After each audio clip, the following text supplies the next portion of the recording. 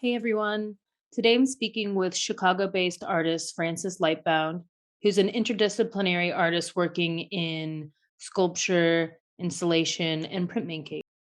So, a lot of your work deals with bodies and the organization and delineation of urban spaces and the flux that happens when um, the two of those things meet or are in relation to each other. Would you mind giving us a little bit more background or more information on your points of inquiry into your practice? Absolutely. Yeah, thank you for that brief intro. As you say, a lot of my work does address or deal with or comes to a point of thinking about relationships between bodies and built spaces. And that kind of runs the gamut from project to project. Sometimes I'll be looking at very specific instances or sites architecturally or in terms of public space. And sometimes I'm interested in coming at those sort of themes and concepts in, I suppose, a more generalized sense that might not be rooted so strongly to a specific site necessarily. And that's kind of been the case in a couple of recent projects we'll talk about. But I'm interested, I suppose, in looking at things like architecture, which are often thought of as being very fixed and static. You know, building is solid. It's one of the things that kind of we move around physically in space, at least if we live in urban areas. My point of entry, going back years now to thinking about architecture in my work was seeking out moments where that isn't quite the case. Where is there some flux, be that simply in terms of changing urban environments, whether it's in a more personal sense in terms of relationships to particular spaces. Um, and that, I suppose, has kind of expanded out in my work in recent years, thinking about structures and systems and maybe seeking out moments of flexibility or fluidity in things which otherwise seem to be very kind of fixed and ingrained and static. So in a more abstract sense, I look at a lot at structures like the grid as both a formal and a conceptual sort of jumping off point in my work, something to work with, but also kind of push against as well. The grid, as you mentioned, is very prevalent in your work, and I think a great way to introduce that jumping off point, as you said, would be to discuss your variable additions. You made this body of work during 2022 during the lockdowns in LA, not in Chicago. Please tell us more about the techniques you used and your approach to this body of work. Yeah, absolutely. So as you say, this body of work started in the sort of earlier phase of the lockdown 2020. Just before the pandemic, I had been teaching a class focused on DIY printmaking. And, the stay-at-home order was a good prompt to think, okay, well, what better time to practice what I preach and really dig into some relatively small scale printmaking from home. So I dove right into a lot of screen printing at a sort of small scale on my kitchen table. Um, and initially, that was a response to those circumstances. What can we do in this moment? How can we make within the confines of being in our homes? But as time went on, that became sort of more and more interesting to me as a parameter to kind of work with. Um, Before that, I've been interested in thinking about modularity in my works as a way of working with things which might not be physically very, very large as a singular unit, but which kind of use grids or other systems and structures to combine together to kind of engage or speak to a larger space. So I started working with these prints, which they are gridded one by one, but they're also kind of intended to speak to each other as a grid or as a collection. And I started with working with this convention in printmaking of the variable addition, which is where you are producing multiples by printing in whatever format or process, but there's a slight difference to each print. So when a print is marked as a variable addition, you've got a repeating matrix, but something is shifting slightly with each unit, whether it's color, whether it's the application of ink or maybe the paper. And rather than producing these variable additions that are intended to kind of exist as singular items, I was interested in using that as a way of looking at variants in sort of modular parts of a whole. So these prints are developed from this simple grid structure, which, is sort of referencing architecture, referencing windows, referencing that period of being in our homes and, staring at the same space more than most of us probably would have done prior to that. But it also became kind of process-based in a way that I maybe hadn't been working so much prior to that, sort of digging into this flux within a relatively simple matrix to create, I hope, a sort of somewhat evocative set of imagery that sort of nods to the architectural, but it's not rooted in a super figurative kind of depiction of architecture or space otherwise. You mentioned in some writing that you sent me. I think it's in an artist statement that was talking about this body of work specifically, and you said that the prints echo and they don't rhyme. And I think that's such a wonderful sentiment, of that these prints exist as derivative of the same thing, but they all have the subtle difference. There's something in that is intriguing and also calming, um, and familiar. Like you said, there are these forms that recall architecture, but it's not really representative of anything.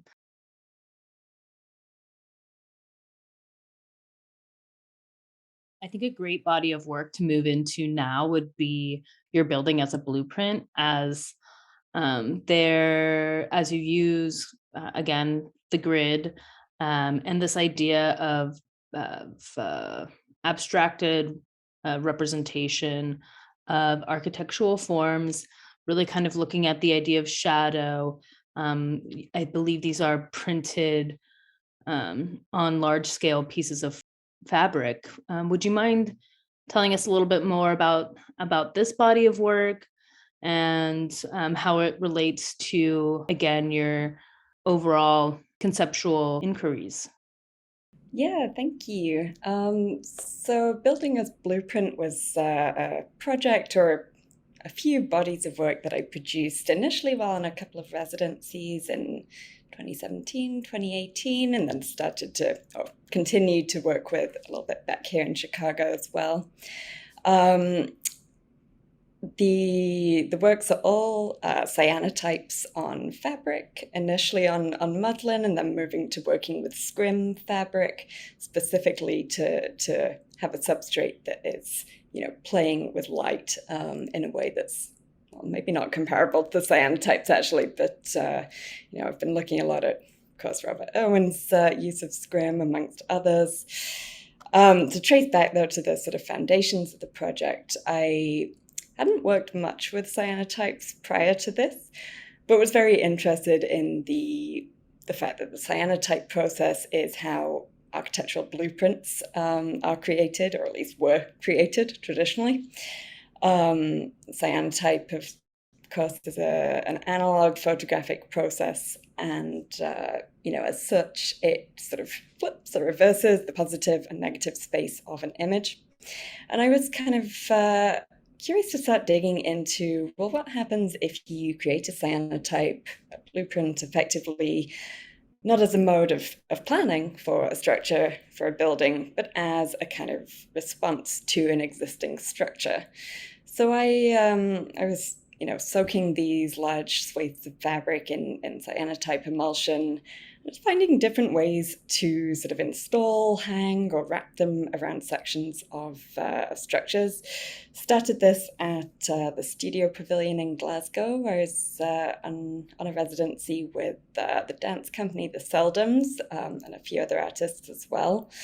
Um, it was, it was a project that didn't have a totally fixed image outcome in mind. It was more a way of digging into this sort of exploration of the space. And so I would hang these pieces of fabric up, let them expose to try and capture sort of shadows, forms, depending on how the light kind of passed through the building at different times of day. So I guess time, as well as light and structural space, is kind of an important component of the work. And it was one that I initially didn't quite know what to expect from, especially in Scotland, where, you don't know, even in the middle of summer, is it going to be sunny? Who knows? It was a playful project, and coming back and digging into it in other places, like at Oxbow in Michigan, I started to sort of do a little bit more wrapping of parts of structures, I guess manipulating the fabric a little bit more specifically rather than just hanging it in flat planes. And also using multiple exposures, so exposing, one section of a site, recoating the fabric with emulsion again, re-exposing it. And so what you get has this directness in that it's capturing a section of light and or shadow in relation to a structure at scale. But it's also not entirely representative because what I'm layering there doesn't necessarily have a sort of linear relationship to that space. And increasingly, as the project went on, I was also bringing in sort of some visible characteristics of the fabric itself. Maybe the fabric would be crumpled, and that becomes visible in the print. It's then flattened out, so you have this kind of optical push-pull of, what is the sort of that texture and so on. And playing with that kind of ambiguity was interesting to me there as well. There's such a kind of weird and fun really, a fun play between trying to rationalize something solid when really it's just light moving through a material and changing our perception of a thing that might be solid or a specific space. Um, I just love that kind of slippage between materiality and um, representation that is so clear here. And it is really evident in the next body of work I want to talk about, which was an installation that you did for free range. Do you want to kind of introduce that piece? Yeah, thank you. And I'm happy to have the chance to talk about these installations actually because they've proved fiendishly difficult to photograph, um, which was kind of born out of my concept for this. I was invited to set up an installation in the storefront windows at Free Range in Chicago, and my first thought was, what to do with a storefront? I'm very interested in threshold and architectural sense, whether that's doorways, whether it is windows, shutters, fences, etc. And I've worked with some of those spaces, but not so much specifically a storefront that at first glance perhaps appears like a commercial storefront. And I wanted to create something that was a little bit slippery, again, in how you perceive it, and which didn't immediately jump out at you either as, hey, this is art in a window, or hey, this is commerce in a window. And this year and last year, I've been sort of working with, thinking about vertical hanging blind mechanisms. So I've been taking the commercially produced mechanisms. I get a lot of my materials from Home Depot, and playing around with inserting different materials into where those hanging blind slats would normally be. So for free range, I developed two blinds installations, one of which is graphite on strips of paper. That one was installed in one of the storefronts with one of those sliding window shutters that goes across it. So my graphite markings on paper sort of mimicked the shadows that might have been cast from those shutters, which at certain times of day, particularly at nighttime, you do get shadows in the shutters, but often during the day you don't. So you have this maybe sort of double take of what is real, what is artifice here. And then in the other window space, which we didn't have the shutter across for that one, I created these long hanging laser cut strips of plexiglass, clear acrylic plexi, wanting to play a little bit with the reflectiveness both of the storefront window itself and all of these sort of shifting reflection that you get through the day in there, both from neon signage from other businesses on the street, from cars passing.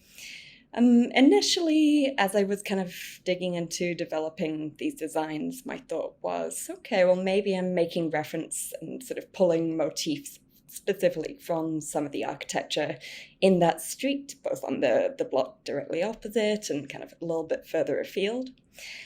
That was my initial direction, but it felt a little bit too on the nose. Hey, it's a reflection. No, it's not. So I ultimately kind of moved to sort of strip those forms that were being etched and cut out from the plexi back a little bit to slightly more, I guess, generic forms, grids, implied sort of shadows from gridded windows, archways, and so on. So it's kind of suggesting, maybe you might think, oh, it's an architectural reflection. Maybe it's clear immediately that's not quite the case. I hope that's still a reference point, but I didn't want it to be quite so directly an illusion. That abstraction is so great. It really only opens our perception, the viewer's perception, because it is familiar architecturally, but is not representative of anything. So the viewer can really play with that idea of what is being cast by light. Is there a solid form? What is that? And I think to speak materially for a moment, the plexiglass is just really great for this because it is a solid thing, but it's also translucent and transparent. So really great culmination of everything that we've been talking about in terms of your conceptual points of inquiry. I'm interested, I think, in developing more work using this blinds format, whether it's for a specific site or maybe unsighted, as it were. That's interesting.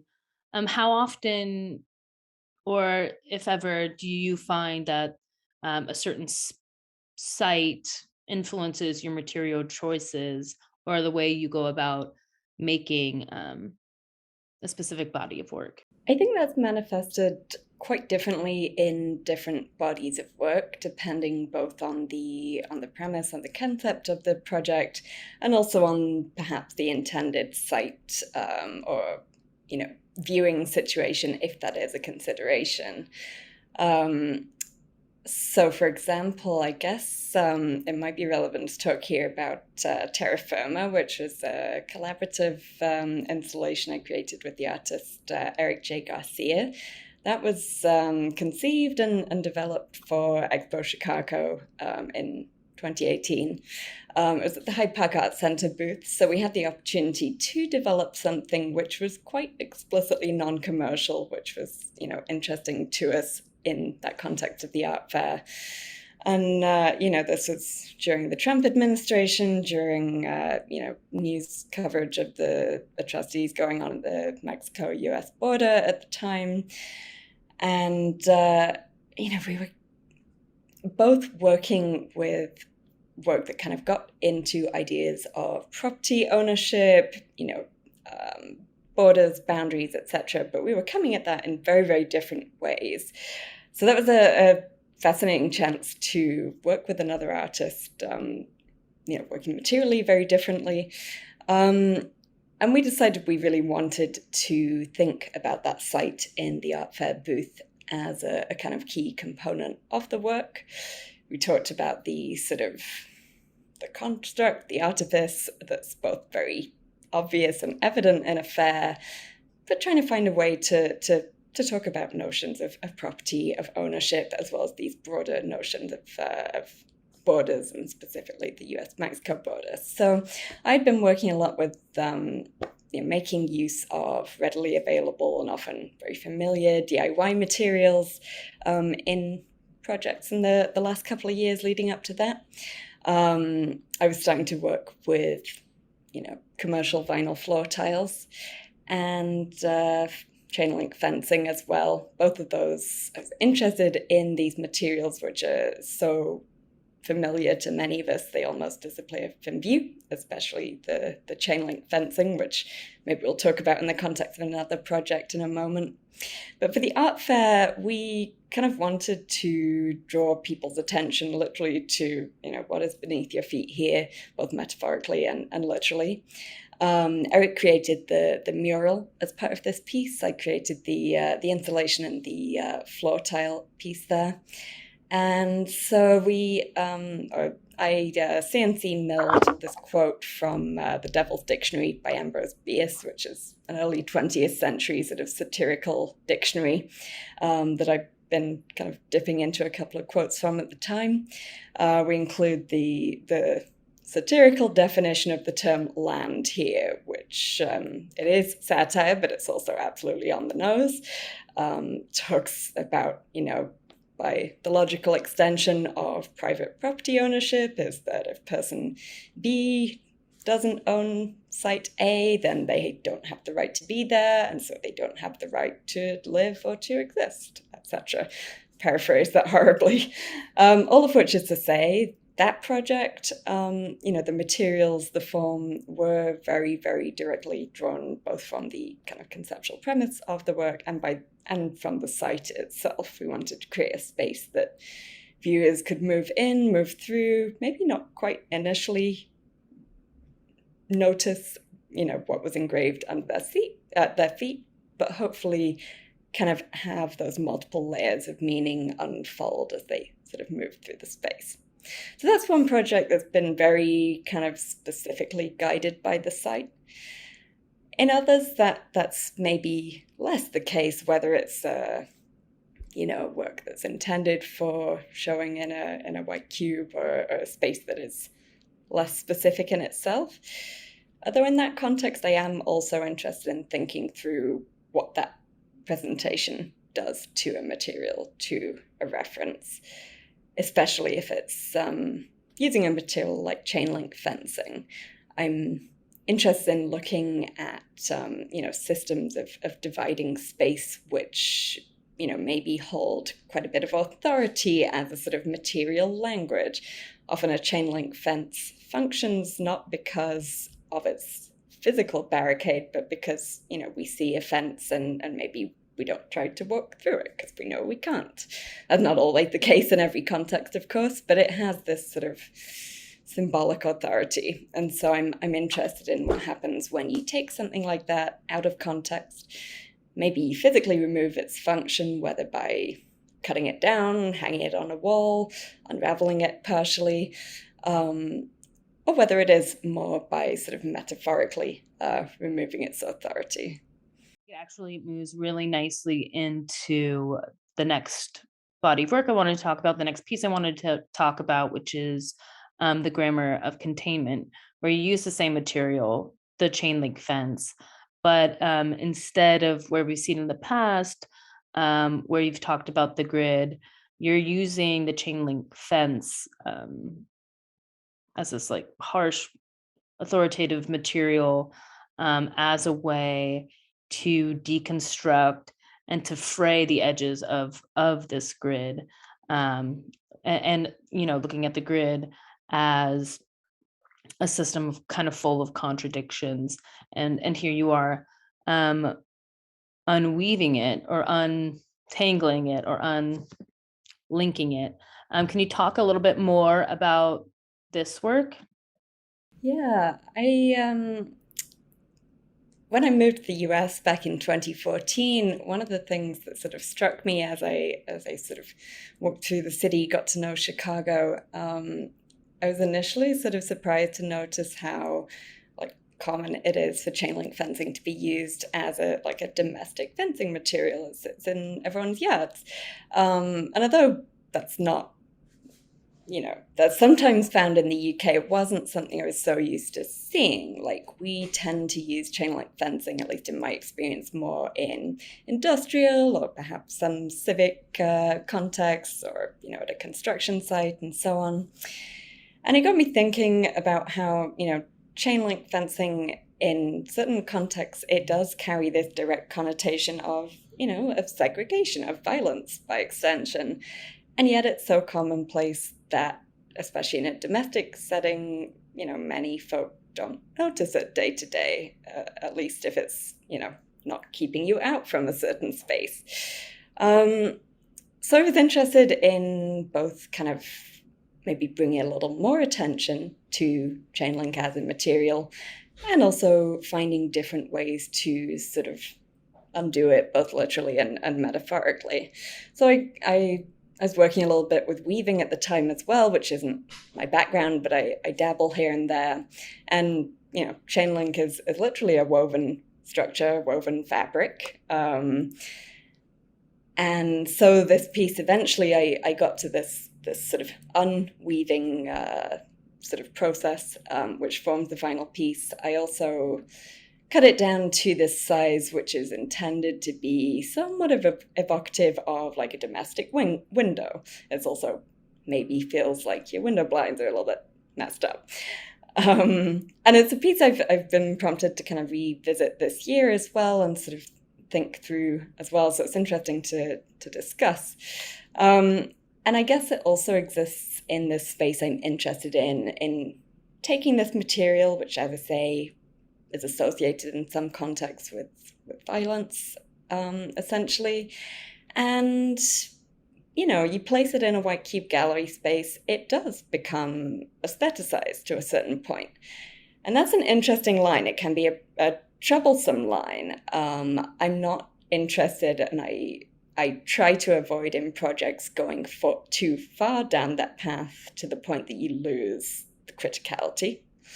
But I do think, especially, in the context of the contemporary art world, it's an interesting and hopefully evocative space to, stray just far enough towards, what does it mean to sort of defang something and hang it on a wall? Yes, it might prompt dialogue, I hope, but it's also, you don't want to normalize something to the extent that you lose that criticality as well. Fran, before you go, just one more question about where you see this body of work, where you see your practice moving forward. And could you give us a little bit of information about your upcoming fall at Oxbow? Well, I'm still thinking a lot about modular structures, which we've talked about and I've worked with in both two-dimensional, three-dimensional forms. That's something I'm looking to maybe sort of bring together a little bit more, wall-based work. These modular prints we talked about, I'm still working with, thinking through to some extent, but now that we're out of that early phase of the pandemic where I was first making them, I'm looking to move that work forward, potentially at a larger scale, and maybe couple it with keeping exploring some of the work I was digging into a few years back with flooring tiles as structures to both work with and sort of mess up a little bit, and also as kind of frameworks for holding traces of, say, engagement, whether that's in an object form. I had this installation overlays sites of exchange, where it's kind of placing these sort of items, moments within these gridded tile structures. So I'm interested in kind of digging into a more direct connection between those two bodies of work. I've also been returning to some of those fence pieces, actually, so possibly kind of digging into what I was exploring there a little bit more. Yeah, we will see. But I think, as you say, there is often kind of a, if not circularity, a kind of back and forth, both materially and what I'm working with. And I do find myself kind of circling back to projects from a couple of years ago. It's interested to have a prompt to revisit something and maybe find something new. And I think the pandemic has definitely given me lots of chance to reflect on things in that way. We'll be sure to continue to follow you, and we wish you the best of luck with everything in your upcoming future. Thank you so much, Monica. Great to talk.